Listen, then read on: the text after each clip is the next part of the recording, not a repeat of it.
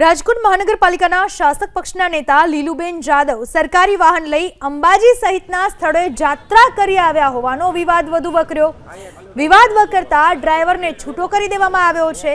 ત્યારે આજે મીડિયા સમક્ષ લીલુબેન જાદવ ભાવુક થયા। સાથે જણાવ્યું કે મારી છબી ખરડવાનો પ્રયાસ થઈ રહ્યો છે અને મને થઈ રહેલા અન્યાય મુદ્દે પાર્ટીમાં પણ રજૂઆત કરી છે। જો કે લીલુબેને વધુમાં કંઈ ન જણાવતા ફક્ત એટલું જ કહ્યું કે 2 દિવસમાં મારી તૈયારી કરીને વધુ વાત કરીશ। તો મેયર નૈનાબેન પેઢડિયાએ પ્રતિક્રિયા આપી કે ડ્રાઈવર ફાળવણીમાં મારો કોઈ જ રોલ નથી, ફાયર વિભાગ તરફથી નિર્ણય લેવામાં આવ્યો છે।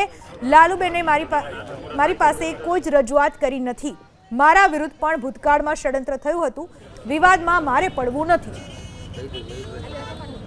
એ વાત સાચી છે કે મારા ગાડીમાં જે ચાલતા ભાઈઓ એને અન્યાય થયો એની લડતમાં ક્યાંક હું અટવાઈ ગઈ છું ને એમાં અત્યારે હું જે કરું છું એ મને ખબર નથી કે હું કઈ બાજુ જઈ રહી છું, પણ મને ગરીબ માણસને ન્યાય મળે એમાં મારા પ્રયત્ન છે કે કોઈને કોઈ અન્યાય થઈ રહ્યો છે તો એમાં ક્યાંક ને ક્યાંક મારી પણ માથે મીડિયાના મિત્રોએ કાંઈ પણ સારું સાસ્તું બધું લખ્યું છે તો એ ક્યાંક મને પણ દુઃખ છે કે આ ન થવું જોઈએ। હું યાત્રા કરવા નથી ગઈ, હું ગાંધીનગર મારા કામ અર્થે ગઈ હતી ને પૂનમ હતી તો ત્યાંથી હું મારા પરિવાર સાથે ગઈ હતી અંબાજી। એ 100% હું તમને ના નથી પાડતી કે હું અંબાજી ગઈ હતી, પણ આ સોમનાથ ને ઓલું જે લખ્યું છે એ ક્યાંક મારા માટે ખબર નહીં। લીલુબેનનું જે પ્રકરણ છે પેલા એ કે ડ્રાઈવરની ફાળવણી બાબતમાં મેયર વિભાગની અંદર ડ્રાઈવરની ફાળવણી થતી નથી અને ડ્રાઈવરની ફાળવણી છે ફાયર વિભાગને વહીવટી તંત્ર દ્વારા થતી હોય છે।